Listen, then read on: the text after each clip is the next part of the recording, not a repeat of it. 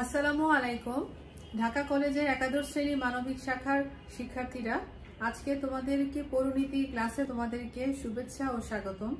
আশা করি তোমরা যে যেখানে অবস্থান করছো সবাই ভালো আছো, সবাই স্বাস্থ্যবিধি মেনে চলছো। আমি নওশিন তাহসিন, প্রভাষক, রাষ্ট্রবিজ্ঞান, ঢাকা কলেজ, ঢাকা। আজকে তোমাদের সাথে আমি পরিণীতির প্রথম পত্র নিয়ে তোমাদের সাথে আজকে আমি আলোচনা করব। আজকে তোমাদের সাথে একটি নতুন অধ্যায় আমি শুরু করব, সেটি হলো সপ্তম অধ্যায়।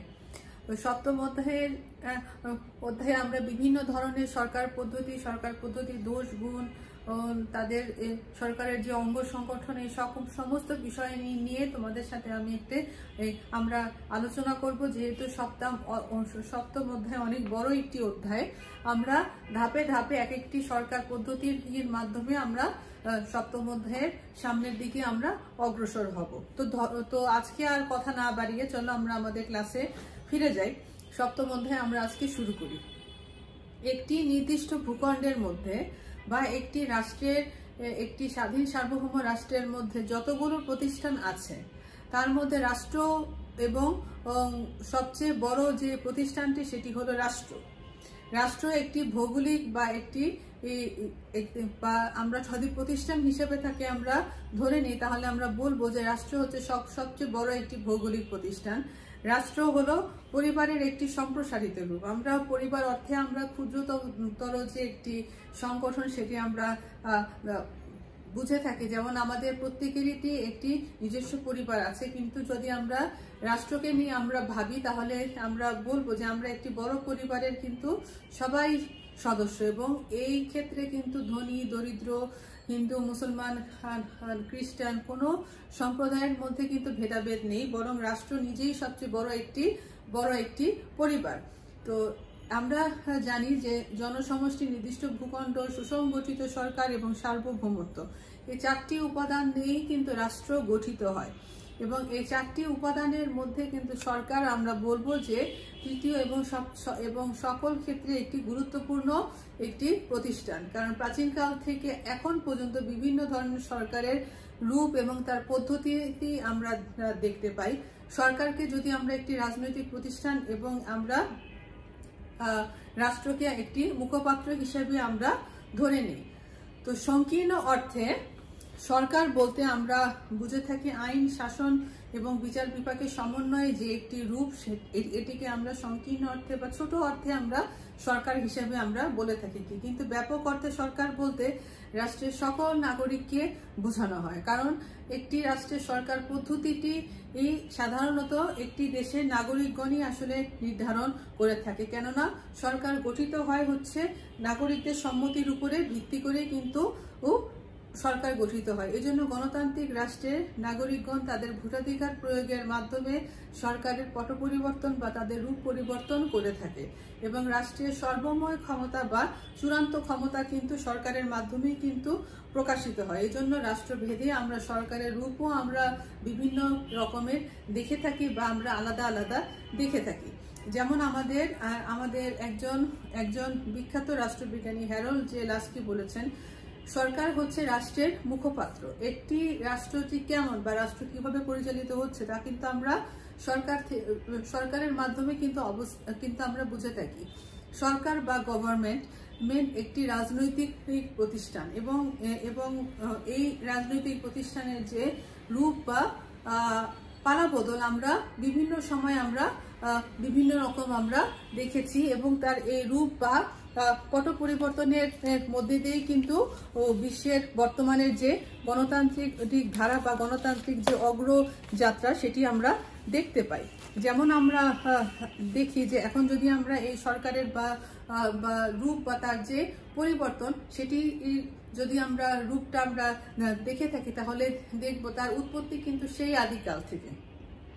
যেমন সর্বপ্রথম গ্রিক দার্শনিক ও রাষ্ট্রবিজ্ঞানী অ্যারিস্টটল সাধারণত দুটি নীতির উপরে ভিত্তি করে কিন্তু সরকারের শ্রেণীবিভাগ করেছিল। একটি ছিল সংখ্যানীতি এবং আরেকটি ছিল হচ্ছে উদ্দেশ্য নীতি। এই সংখ্যানীতি এবং উদ্দেশ্য নীতির উপরে ভিত্তি করে, যেমন সংখ্যা নীতিকে তিনি আবার 3 ভাগে ভাগ করেছেন: একজনের শাসন, কয়েকজনের শাসন এবং বহুজনের শাসন।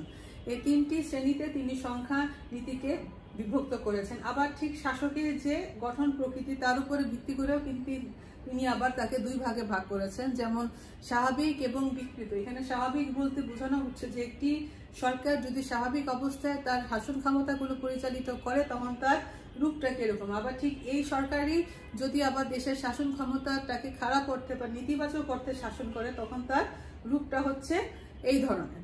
তো এই একটি ভিত্তিতে কিন্তু সর্বপ্রথম অ্যারিস্টটল আমাদের সরকারের শ্রেণী বিভাগ আমাদের সামনে তুলে ধরেন। যেমন আমরা যদি দেখি যে উদ্দেশ্য নীতির উপরে ভিত্তি করে তিনি যে স্বাভাবিক এবং বিকৃত দুটি শ্রেণীতে ভাগ করেছেন, তার মধ্যে রাজতন্ত্র এবং স্বৈরতন্ত্র ও যে একটি রূপ আমরা দেখি।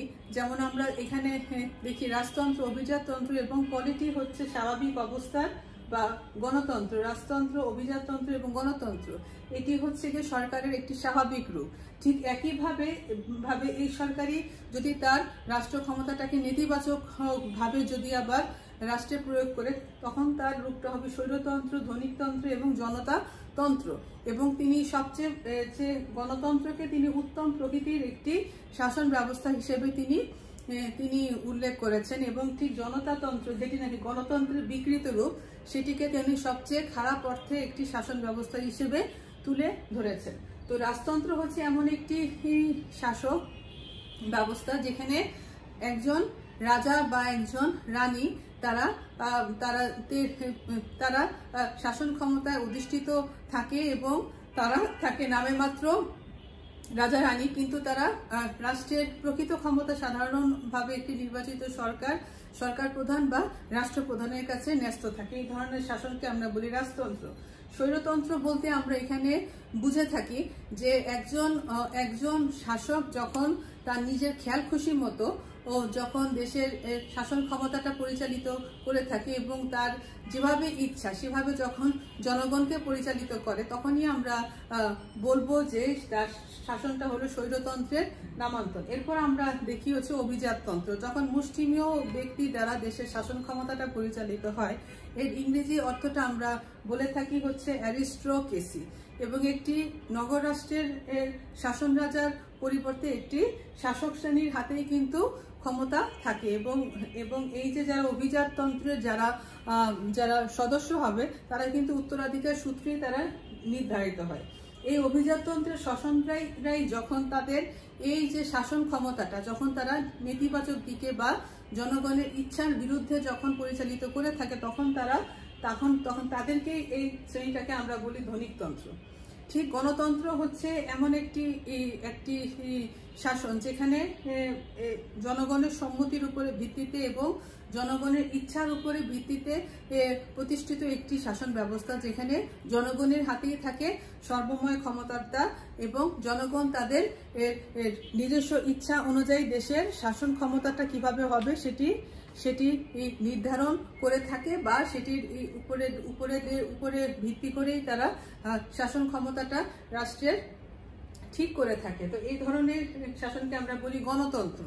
ঠিক জনতাতন্ত্র বলতে আমরা বুঝি যে গণতন্ত্রের বিকৃত রূপ, যে শাসক যখন জনগণের ইচ্ছার উপরে ভিত্তি করে রাষ্ট্রীয় ক্ষমতায় অধিষ্ঠিত হবার পর যদি সে তার ক্ষমতার অপব্যবহার করে বা জনগণের কাছে যখন তার দায়বদ্ধতা বা জবাবদিহিতা কিছুই যখন না থাকে, তার নিজস্ব খেয়াল খুশির মতো যখন তার মন্ত্রিসভা এবং দেশের শাসন কার্য পরিচালিত করে, তখনই আমরা বলতে পারি সেই ধরনের গণতন্ত্রের এটি হলো বিকৃত রূপ, এটি হলো জনতাতন্ত্র। তো অ্যারিস্টটল সর্বপ্রথম যেমন গণতন্ত্রকে একটি উত্তম পদ্ধতির সরকার এবং জনতাতন্ত্র যেটি নাকি গণতন্ত্রের বিকৃত রূপ সেটিকে একটি নিকৃষ্ট পদ্ধতির সরকার হিসেবে ধরে নিয়েছেন। কিন্তু পরবর্তীতে Jacques Rousseau, Montesquieu, Marriott, Leacock, MacIver, Ball এবং প্রমুখ রাষ্ট্রবিজ্ঞানী এবং সমাজবিজ্ঞানীগণ তারা সরকারের একটি আধুনিক শ্রেণীবিভাগ করেছেন এবং সরকারের যে আধুনিক শ্রেণীবিভাগের মধ্যে অধ্যাপক লিকক কর্তৃক প্রদত্ত শ্রেণীবিভাগটি সর্বজন গৃহীত এবং এটি বর্তমানে সবচেয়ে বেশি প্রচলিত এবং তোমাদের সবার পরীক্ষার জন্য সবচেয়ে বেশি এই আধুনিক সরকারের যে শ্রেণীবিভাগ লিকক প্রদত্ত যে শ্রেণীবিভাগ এটি সবচেয়ে বেশি গুরুত্বপূর্ণ। তো তো এটি এখন তোমাদের যেটি বুঝতে হবে, কারণ এটি তোমাদের সবচেয়ে বেশি গুরুত্বপূর্ণ তোমাদের পরীক্ষার জন্য। যেমন আমরা দেখি যে তিনি সার্বভৌম ক্ষমতার অবস্থান এবং ব্যবহারের উপরে ভিত্তি করে সরকারকে সাধারণত দুই ভাগে ভাগ করেছেন, একটি হলো গণতন্ত্র আর একটি হলো স্বৈরতন্ত্র। গণতন্ত্র বলতে আমরা জনগণের শাসন ব্যবস্থাকে বুঝি, ঠিক একইভাবে আমরা স্বৈরতন্ত্র বলতে এমন একটি শাসন ব্যবস্থাকে বুঝি যেখানে একটি দল, একটি নেতা বা একটি গোষ্ঠীর কাছে রাষ্ট্রের সর্বময় ক্ষমতা থাকে এবং তারা তাদের নিজস্ব খেয়াল খুশি মতো দেশের শাসন ক্ষমতাটা পরিচালিত করে, এবং এক্ষেত্রে জনগণের ইচ্ছার কোনো প্রতিফলন ঘটে না, কোনো রাজনৈতিক দল থাকে না, কোনো বিরোধী দল থাকে না, কোনো মন্ত্রিসভা থাকে না। যে মন্ত্রিসভাটি থাকে সেটি হলো প্রহসনমূলক একটি মন্ত্রিসভা, কিন্তু কার্যত তার কোনো কর্মকাণ্ড আমরা বাস্তবিক অর্থে আমরা দেখি না। এখন যখন তোমাদের সাথে এই আধুনিক সরকার শ্রেণীবিভাগ আলোচনা করব, আমরা বিভিন্ন ধরনের সরকার পদ্ধতি আমরা দেখব এখন, কিন্তু তোমাদেরকে এর সাথে বিস্তারিতভাবে সবগুলো সরকার পদ্ধতি নিয়ে আমরা একটি ক্লাসে পরবর্তীতে আস্তে আস্তে আলোচনা করব। এখন তোমাদেরকে এই ছকটি বোঝানোর সুবিধার জন্য তোমাদের একটি সরকার পদ্ধতিকে আমি সংক্ষেপে এজন্য বলছি। তো ঠিক একনায়কতন্ত্রকে আমরা তিনি গণতন্ত্র এবং একনায়কতন্ত্র এই দুই ভাগে ভাগ করেছেন, এবং এর উপরে ভিত্তি করে তিনি আধুনিক সরকারের যে শ্রেণী বিভাগ করেছেন। তো গণতান্ত্রিক রাষ্ট্রে রাষ্ট্রপ্রধানের ক্ষমতা লাভের উপরে ভিত্তি করে তিনি নিয়মতান্ত্রিক রাজতন্ত্র এবং প্রজাতন্ত্র এই দুই ভাগে তিনি ভাগ করেছেন। নিয়মতান্ত্রিক রাজতন্ত্র বলতে নামে মাত্র একজন রাজা বা রানী থাকে, কিন্তু প্রকৃত ক্ষমতা থাকে একটি সরকার প্রধান বা রাষ্ট্রপ্রধানের কাছে, যে নাকি জনগণ কর্তৃক নির্বাচিত, প্রত্যক্ষভাবে বা পরোক্ষভাবে। ঠিক একইভাবে প্রজাতন্ত্র বলতে আমরা বুঝে থাকি এমন একটি শাসন ব্যবস্থা যেখানে নাকি দেশের রাষ্ট্রপ্রধান মানে রাষ্ট্রপতি জনগণের প্রত্যক্ষ বা পরোক্ষ ভোটে নির্বাচিত। এজন্য আমরা বলতে পারি যে বিশ্বের সব গণতান্ত্রিক রাষ্ট্রই কিন্তু প্রজাতান্ত্রিক রাষ্ট্র। এজন্যই বাংলাদেশকে বলা হয় গণপ্রজাতন্ত্রী বাংলাদেশ। যে সরকার পদ্ধতিতে যাই হোক না কেন, রাষ্ট্রপ্রধান বা একজন প্রেসিডেন্ট হয় জনগণের পুরো সরাসরি ভোটে তারা নির্বাচিত হবে, না হলে পরোক্ষ ভোট। যেমন আমাদের দেশের রাষ্ট্রপতি কিন্তু পরোক্ষ ভোটের মাধ্যমেই কিন্তু নির্বাচিত। সংসদ সদস্যরা তাদের সংসদ গঠন করার পরে সংসদ সদস্যরা তাদের মূল্যবান ভোটের মাধ্যমে দেশের রাষ্ট্রপতি নির্বাচন করে থাকে। ঠিক একইভাবে আমরা যদি দেখি যে মার্কিন যুক্তরাষ্ট্রের যে রাষ্ট্রপতি সেও কিন্তু পরোক্ষ ভোটের মাধ্যমে কিন্তু হয়ে থাকে। মার্কিন যুক্তরাষ্ট্রে একটি নির্বাচক মণ্ডলী বা একটি নির্বাচক সংস্থা থাকে, নির্বাচক সংস্থা জনসাধারণ নির্ধারণ করে তাদের ভোটের মাধ্যমে, কিন্তু এই নির্বাচক সংস্থার সদস্যগণই কিন্তু পরবর্তী মার্কিন যুক্তরাষ্ট্রের প্রেসিডেন্ট তারা নির্বাচন করে। এজন্যই বিশ্বের সকল দেশে গণতান্ত্রিক রাষ্ট্রই আমরা বলি প্রজাতান্ত্রিক রাষ্ট্র। এই নিয়মতান্ত্রিক যে রাষ্ট্র, এই নিয়মতান্ত্রিক রাষ্ট্রপ্রধানের এই যে জনগণ কর্তৃক ক্ষমতা লাভের উপরে কিন্তু ভিত্তি করে আবার এই প্রজাতন্ত্রকে কিন্তু তিনি দুই ভাগে ভাগ করেছেন। একটি হলো সংসদীয় পদ্ধতি, আরেকটি হলো রাষ্ট্রপতি শাসিত সরকার ব্যবস্থা। তো সংসদীয় পদ্ধতি সরকার ব্যবস্থাকে আমরা বুঝি যেখানে আইন এবং শাসন বিভাগের মধ্যে সম্পর্কের ভিত্তিতে বা তাদের মধ্যে দায়িত্ব ভাগাভাগির ভিত্তিতে যে শাসন ক্ষমতাটা পরিচালিত হয় তাকে আমরা বলে থাকি সংসদীয় পদ্ধতির শাসন ব্যবস্থা। আর রাষ্ট্রপতি শাসিত শাসন ব্যবস্থা বলতে আমরা বুঝে থাকি যে দেশ সাধারণত রাষ্ট্রপতির আদেশের উপরে ভিত্তি করে বা দেশে কোনো সরকার প্রধান এবং রাষ্ট্রপ্রধান উভয়ই হচ্ছেন রাষ্ট্রপতি, এবং রাষ্ট্রপতি নির্বাচিত হবার পরে তার মন্ত্রিসভার মাধ্যমে যে শাসন ক্ষমতাটি পরিচালিত হয় তাকে আমরা বলে থাকি রাষ্ট্রপতি শাসিত সরকার। সংসদীয় পদ্ধতি সরকার ব্যবস্থায় সরকার প্রধান থাকে হচ্ছে প্রধানমন্ত্রী, কিন্তু রাষ্ট্রপ্রধান থাকে রাষ্ট্রপতি। কিন্তু রাষ্ট্রপতি শাসিত সরকার ব্যবস্থা সরকার প্রধান এবং রাষ্ট্রপ্রধান উভয়ই থাকে হচ্ছে রাষ্ট্রপতি। ঠিক একইভাবে নিয়মতান্ত্রিক রাজতন্ত্র, আমি বলেছিলাম যে নিয়মতান্ত্রিক রাজতন্ত্র বলতে একজন রাজা বা রানী যিনি নামে মাত্র শাসন কার্যের সাথে যুক্ত থাকে, কিন্তু প্রকৃত ক্ষমতা থাকে একজন সংসদীয় সরকার প্রধান বা রাষ্ট্রপ্রধানের কাছে। তো এই নিয়মতান্ত্রিক রাষ্ট্রতন্ত্রকে আমরা দুই ভাগে ভাগ করতে পারি। যেমন একটি হলো গিয়ে সংসদীয় পদ্ধতির এবং হচ্ছে একক কেন্দ্রিক। সংসদীয় পদ্ধতি সরকার ব্যবস্থাতে বললামই, আবার এখন এক কেন্দ্রিক আর যুক্তরাষ্ট্রীয় সরকার ব্যবস্থা যে আমরা দুই ভাগে আমরা ভাগ দেখি সেটি বলবো। যে সাধারণভাবে যখন দেশের শাসন ক্ষমতা একটি মাত্র কেন্দ্রের মাধ্যমে যখন পরিচালিত হয়, যেমন আমাদের বাংলাদেশের শাসন ব্যবস্থা, আমাদের বাংলাদেশে কিন্তু আমাদের কোনো প্রদেশ নেই, আমাদের একটাই মাত্র কেন্দ্র এবং আমাদের মাননীয় প্রধানমন্ত্রী তার মন্ত্রিসভার মাধ্যমে এবং তার সংসদ সদস্যদের মাধ্যমে তিনি একাই কিন্তু পুরো দেশটিকে কিন্তু সমানভাবে কিন্তু শাসন করেন। আবার যুক্তরাষ্ট্রীয় সরকার বলতে আমরা এমন একটি সরকার ব্যবস্থাকে বুঝি যেটি নাকি মার্কিন যুক্তরাষ্ট্রে আছে, ব্রিটেনে আছে। যখন দেশের আয়তন এবং জনসংখ্যা উভয়ই যখন অনেক বেশি হয়, তখন একজন সরকার প্রধান বা রাষ্ট্রপ্রধানের কাছে পুরোটা দেশ তার নিজের একার পক্ষে শাসন করা কিন্তু কখনো সম্ভবপর হয়ে ওঠে না। বরং তার শাসন ক্ষমতাটাকে যদি বিভিন্ন প্রদেশে ভাগ করে দেয়া হয়, তখন তার শাসন কার্য পরিচালনাটা করা অনেকটা কিন্তু সহজতর হয় এবং তার নিজের শাসন কার্য পরিচালনা করার সুবিধার জন্য কেন্দ্র এবং প্রদেশের মধ্যে ক্ষমতা ভাগাভাগি করা হয়। শুধুমাত্র গুরুত্বপূর্ণ যে সকল যে মন্ত্রণালয়গুলো, যেমন অর্থ, স্বরাষ্ট্র, পররাষ্ট্র, এই সকল বিষয়গুলো কেন্দ্রীয় সরকারের হাতে থাকে, কিন্তু এছাড়া শাসন কার্য পরিচালনা করার যে সমুদায় ক্ষমতা সেটি প্রাদেশিক সরকারের হাতে থাকে এবং কেন্দ্র এবং প্রদেশের মধ্যে ক্ষমতা সমন্বয়ের মাধ্যমে কিন্তু শাসন ক্ষমতাটা পরিচালিত হয়। এই সকল বিষয় সম্পর্কে আরো যখন পরবর্তী ক্লাসে তোমাদের সাথে যখন এক একটি সরকার পদ্ধতি সম্বন্ধে যখন বিস্তারিত আলোচনা করব, তখন তোমরা এই বিষয়টি আরো ভালোভাবে বুঝবে। তো এখন যেহেতু তোমাদের জন্য আধুনিক সরকারের যে শ্রেণীবিভাগটি, এটি অনেক বেশি গুরুত্বপূর্ণ এবং এই শ্রেণীবিভাগের মধ্যে আমরা যেটি দেখি সেটি হচ্ছে গণতন্ত্রই হচ্ছে সবচেয়ে আধুনিক এবং উপযোগী একটি জনপ্রিয় একটি শাসন ব্যবস্থা, যেখানে জনগণের হাতে থাকে সবচেয়ে বেশি ক্ষমতা এবং রাষ্ট্রীয় ক্ষমতায় কিন্তু জনগণই সবচেয়ে বেশি অধিষ্ঠিত থাকে। তো এখন এর সাথে সাথে আমরা আজকে আরেকটি সরকার পদ্ধতি নিয়ে আলোচনা করব, সেটি হচ্ছে কি পার্লামেন্টারি ফর্ম অফ গভর্নমেন্ট বা সংসদীয় পদ্ধতির সরকার ব্যবস্থা।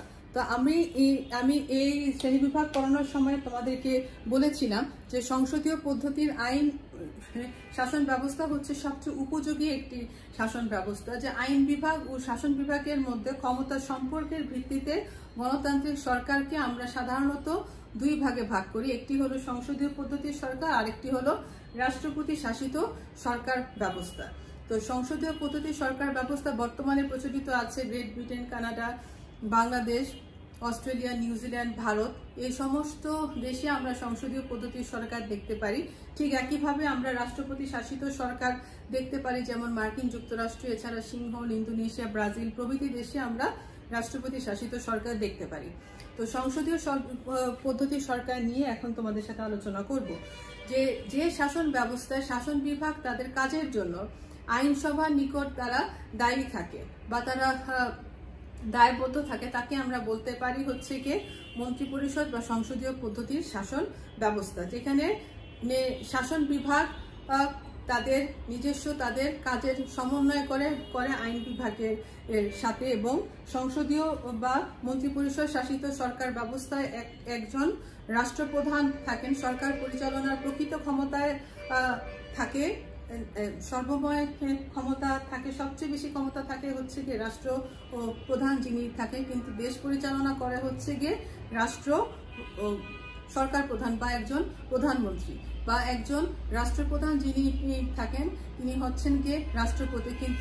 কিন্তু দেশের সমস্ত নীতি নির্ধারণ বা দেশ পরিচালনা করে থাকে হচ্ছে গিয়ে সরকার প্রধান, এবং প্রধানমন্ত্রী হচ্ছে মন্ত্রিপরিষদের নেতা, সংগঠক এবং সরকার প্রধান। অপরদিকে আমরা দেখতে পারি যে রাষ্ট্রপতি হচ্ছে গিয়ে রাষ্ট্রপ্রধান, এবং এভাবে সংসদীয় সরকার ব্যবস্থায় আমরা যদি আইনসভা এবং শাসন বিভাগের মধ্যে আমরা সমন্বয় করতে আমরা দেখি, তাহলে আমরা দেখব যে আইনসভার সদস্য হচ্ছে গিয়ে সরকার আর প্রধান এবং যারা একটি বিরোধী দল থাকে, ঠিক একইভাবে শাসন বিভাগের সদস্য থাকে হচ্ছে প্রধানমন্ত্রী এবং তার জন্য নিয়োজিত যে মন্ত্রিসভা, এবং ঠিক একইভাবে শাসন বিভাগ তার সমুদায় কাজের জন্য আইন বিভাগের কাছে দায়ী থাকেন এবং এভাবে হচ্ছে আইনসভার সাথে শাসন বিভাগের একটি সম্পর্ক তৈরি হয়।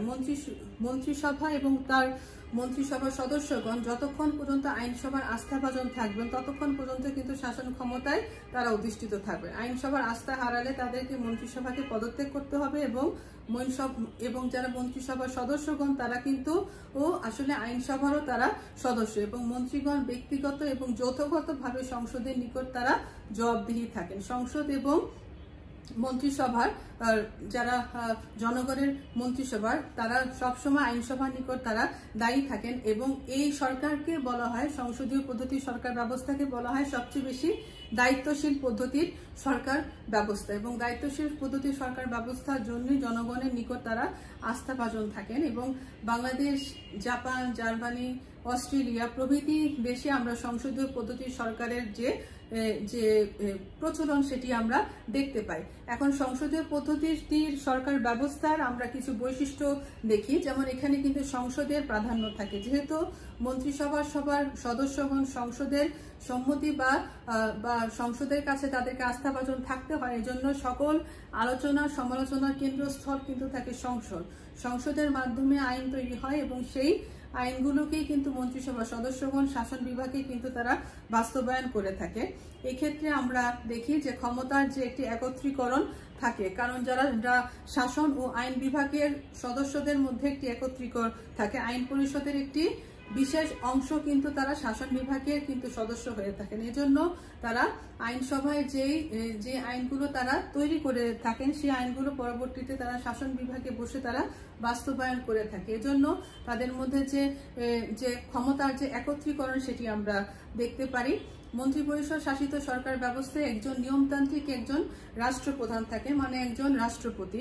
যদিও দেশের প্রধানমন্ত্রীর নেতৃত্বাধীন একটি মন্ত্রিসভা থাকে, কিন্তু রাষ্ট্রপ্রধান প্রধানমন্ত্রীর নেতৃত্বাধীন মন্ত্রিসভার পরামর্শ ছাড়া সাধারণত কোনো কিছু কখনো করে না। এজন্য প্রধানমন্ত্রীর একটি আজ্ঞাবহ বা আমরা বলতে পারি যে প্রধানমন্ত্রীর নীতির অনুসারী একজন রাষ্ট্রপ্রধান আমরা সংসদীয় পদ্ধতি সরকার ব্যবস্থায় আমরা দেখে থাকি। এছাড়া এই সরকার পদ্ধতি অনেক বেশি দায়িত্বশীল এবং জবাবদিহি, জনগণের আস্থার উপরে ভিত্তি করে যেহেতু এই সরকার ব্যবস্থাটি গঠিত হয়েছে, এজন্য এই সরকারকে আমরা একটি দায়িত্বশীল এবং একটি আস্থাভাজন একটি সরকার আমরা বলতে পারি। এটি একটি দলীয় পদ্ধতির সরকার, যেহেতু গণতান্ত্রিক শাসন ব্যবস্থায় আমরা অনেকগুলো রাজনৈতিক দল আমরা দেখি, এবং সবগুলো রাজনৈতিক দলের মধ্যে নির্বাচনের মাধ্যমেই কিন্তু সংসদীয় সরকার ব্যবস্থা কিন্তু প্রতিষ্ঠা লাভ করে। এজন্য এটি একটি দলীয় সরকার। সাধারণত এই সরকার পদ্ধতি কিছুটা ক্ষেত্রে নমনীয়।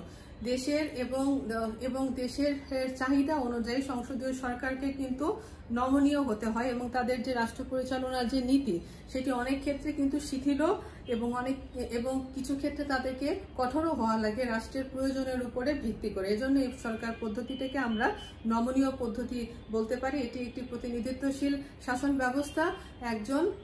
একজন প্রধানমন্ত্রী তার মন্ত্রিসভার সদস্যদের নিয়ে দেশকে প্রতিনিধিত্ব করে থাকে, এবং দেশের যে সমস্ত যে কর্মকাণ্ডগুলো আছে সেগুলো কিন্তু দিক নির্দেশনা দিয়ে থাকে এবং জনগণের প্রতিনিধিত্ব করে থাকে, জনগণের চাওয়া পাওয়া, জনগণের ইচ্ছার প্রতিনিধিত্ব করে থাকে। এজন্য এটি একটি প্রতিনিধিত্বশীল শাসন ব্যবস্থা। তো সংসদীয় পদ্ধতি এই বৈশিষ্ট্য থাকার পরও আমরা বলতে পারি যে এর কিছু গুণ এবং এর কিছু ত্রুটি আমরা লক্ষ্য করতে পারি। যদিও আমরা যদি উভয় আলোচনা করার পর আমরা দেখব যে আসলে কিন্তু দোষের থেকে আমাদের গুণের পরিমাণই কিন্তু বেশি। যেমন তাদের গুণ নিয়ে যদি আমরা আলোচনা করি তাহলে দেখব যে তাদের যে সকল প্রধানতম যে সকল গুণাবলী আছে, যেমন শাসন বিভাগ ও আইন বিভাগের মধ্যে তাদের মধ্যে ঘনিষ্ঠ সম্পর্ক। যেমন আমি বলেছিলাম যে শাসন বিভাগের এবং আইন বিভাগের সদস্যরা একই, এবং এজন্য তাদের যে কোনো নীতি বাস্তবায়ন করতে অনেক সহজতর হয়। এই ক্ষেত্রে কিন্তু মতপার্থক্য অনেক ক্ষেত্রে কম দেখা যায়। তারা দায়িত্বশীলতা এবং জবাবদিহিতার ভিত্তিতে গঠিত একটি সরকার ব্যবস্থা। অনেক ক্ষেত্রে তাদেরকে দেশের প্রয়োজনে তাদেরকে নমনীয় হতে হয়, জনগণের কাছে তাদের একটি দায়বদ্ধতা থাকে, এবং একটি মর্যাদা সম্পন্ন আমরা বিরোধী দলের অস্তিত্ব দেখতে পারি। যেহেতু একটি সংসদে সরকারি দল থাকে, বিরোধী দল থাকে, এবং যে বিরোধী দল থাকে সেও কিন্তু নির্বাচিত একটি সরকার। তো এজন্য এই সরকারের যে একটি মর্যাদা বা তার যে গুণাগুণ সেটিও কিন্তু কোনো অংশে কিন্তু কম নয়। এজন্য একটি মর্যাদা সম্পন্ন বিরোধী দল দেখা হয়। গণতান্ত্রিক সংসদীয় পদ্ধতি শাসন ব্যবস্থা একটি সুষ্ঠু শাসন পরিচালিত করা হয়, যেখানে যে কোনো আইনের শাসন প্রতিষ্ঠা করা হয়। রাষ্ট্রের সকল জনসাধারণ রাষ্ট্র থেকে একই আইন বা একই সুযোগ সুবিধা পাওয়ার দ্বারা যোগ্যতা রাখে। এই শাসন ব্যবস্থায় দ্রুত যে কোনো আইন, জনগণের কল্যাণকর যে কোনো আইন খুব সহজে কিন্তু তারা বাস্তবায়ন করতে পারে, এবং এছাড়া যে নাগরিক সচেতনতা বিকাশে এটি সহায়তা করে। যেহেতু জনগণের সম্মতির উপরে ভিত্তিতে প্রতিষ্ঠিত একটি সরকার ব্যবস্থা, এজন্য এই সরকার ব্যবস্থা নাগরিক অধিকার, নাগরিক মৌলিক অধিকার এই সকল দিকে কিন্তু তারা গুরুত্ব দিয়ে থাকে। তো এই সকল বৈশিষ্ট্যের যে একটি সম্মিলন সেটি আমরা সংসদীয় পদ্ধতির সরকার ব্যবস্থায় আমরা দেখে থাকি। এছাড়া আমরা দেখব যে সংসদীয় পদ্ধতি সরকারের কিছু ত্রুটি বা কিছু দোষ আমাদের আছে। যেমন এই সরকারকে আমরা অনেক সময় বলি যে স্থিতিশীলতার অভাব অনেক সময় তাদের দেখা যায়। যে সংসদীয় সরকার ব্যবস্থায় যে কোনো সময় যদি অনাস্থা স্থাপন করে মন্ত্রিসভায়, তাহলে কিন্তু তাকে সরকারের যে স্থিতিশীলতা বা সরকারের যে মেয়াদ তাকে কিন্তু শেষ করতে হবে। এছাড়া এই সরকার ব্যবস্থা কোনো জরুরি অবস্থা মোকাবেলা করার জন্য অনেক ক্ষেত্রে অনুপযোগী, কারণ একজন প্রধানমন্ত্রী তার মন্ত্রিসভার সদস্যদের পরামর্শক্রমে যে কোনো জরুরি অবস্থাগুলো রাষ্ট্রে তারা পরামর্শ পেয়ে থাকে। তো দেশে যদি কোনো জরুরি অবস্থা হঠাৎ করে কোনো কারণে জারি হয়, তাহলে প্রধানমন্ত্রী একা কোনো সিদ্ধান্ত গ্রহণ করতে পারবে না। তাকে তার মন্ত্রিসভার সদস্যদের এবং তার উপদেষ্টার সাথে পরামর্শক্রমে ওই অবস্থার মোকাবেলা করার জন্য যথোপযুক্ত ব্যবস্থা গ্রহণ করতে হবে। এজন্য এটি একটি সময় সাপেক্ষ বিষয়। তো অনেক ক্ষেত্রে দেখা যায় যে সংসদীয় পদ্ধতি সরকার ব্যবস্থা যেহেতু দলীয় পদ্ধতির একটি সরকারি কাজ, এজন্য অনেক সময় তারা জাতীয় স্বার্থকে উপেক্ষা করে তাদের নিজস্ব ক্ষুদ্র স্বার্থকে অনেক সময় তারা গুরুত্ব দিয়ে থাকে। এজন্য দেখা যায় যে রাষ্ট্রে অনেক সময় দুর্নীতি দেখা যায়। এছাড়া যারা মন্ত্রী পরিষদের যে একনায়কত্ব আমরা দেখতে পাই, যে দলীয় শৃঙ্খলার কারণে আইনসভার যে সার্বভৌমত্ব অনেক সময় প্রতিষ্ঠিত হয় না, এবং মন্ত্রীদের নিজস্ব তাদের একটি ব্যক্তিত্বের মধ্যে আমরা অনেক সময় যে সর্বা একটি মনোভাব সেটি অনেক সময় দেখতে পারি। এছাড়া এই পদ্ধতি অনেক সময় যুক্তফ্রন্ট গঠনের ক্ষেত্রে ঝুঁকি প্রদান করে। যেমন আমরা দেখি যে এই সরকার সাধারণত কোয়ালিশন সরকার গঠনের ক্ষেত্রে উপযোগী না। কোয়ালিশন সরকার বলতে আমরা এমন একটি সরকার ব্যবস্থাকে বুঝি যখন দেশের যে রাজনৈতিক দলগুলো আছে, কোনো রাজনৈতিক দল যদি একক সংখ্যাগরিষ্ঠতা নির্বাচনে পেতে ব্যর্থ হয়, তখন যে সমমনা যে দলগুলো আছে তারা সম্মিলিতভাবে একটি সরকার গঠন করে, এবং এই সরকার কিন্তু বেশি দিন কখনো স্থিতিশীল হয় না এই মন্ত্রিপরিষদ শাসিত সরকার ব্যবস্থাতে। এছাড়া আমরা দেখি যে ক্ষমতার স্বতন্ত্রীকরণ বা ক্ষমতার যে বিভাজন, এই নীতির একটি অনুপস্থিতিতে আমরা এই সংসদীয় পদ্ধতি সরকার ব্যবস্থায় দেখি। এছাড়া যে সকল দেশ সাধারণত ভাবে অনুন্নত বা সদ্য স্বাধীনতা প্রাপ্ত, ওই সকল দেশের জন্য এই সংসদীয় পদ্ধতি সরকার ব্যবস্থার সাথে সাথে কিন্তু অনুপযোগী। যেহেতু এই ক্ষেত্রে কোনো দেশকে উন্নত করার জন্য যে সকল সিদ্ধান্ত গ্রহণ করতে হয়, সেই সিদ্ধান্তগুলো অনেকটা সময় সাপেক্ষ বিষয়, এবং এজন্য এই দেশের উন্নতির জন্য এই বিষয়গুলো কিন্তু খুব দ্রুততার সাথে সেই কাজটি সমাপ্ত করতে হয়। এজন্য এটি এই অনুন্নত এবং সত্য স্বাধীনতা প্রাপ্ত দেশের জন্য এটি অনুপযোগী। তো আমরা দোষ আর গুণের দিকে বিবেচনা করে আমরা দেখব যে সংসদীয় পদ্ধতি সরকার ব্যবস্থা যতই ত্রুটি থাকুক না কেন, কিন্তু তুলনামূলকভাবে এটি কিন্তু অন্যান্য সরকার পদ্ধতির থেকে কিন্তু উত্তম। এজন্য আমরা বলতে পারি যে গণতান্ত্রিক ভাবধারায় বিশ্বাসী যে সকল সরকার পদ্ধতিগুলো আছে, সেটি কিন্তু বিশ্বের সবচেয়ে বেশি সর্বজন গৃহীত সরকার পদ্ধতি হিসেবে রূপ লাভ করেছে। তা আজকে তোমাদের সাথে এই পর্যন্ত। আগামী ক্লাসে অন্য একটি সরকার পদ্ধতি নিয়ে আলোচনা করব। ধন্যবাদ।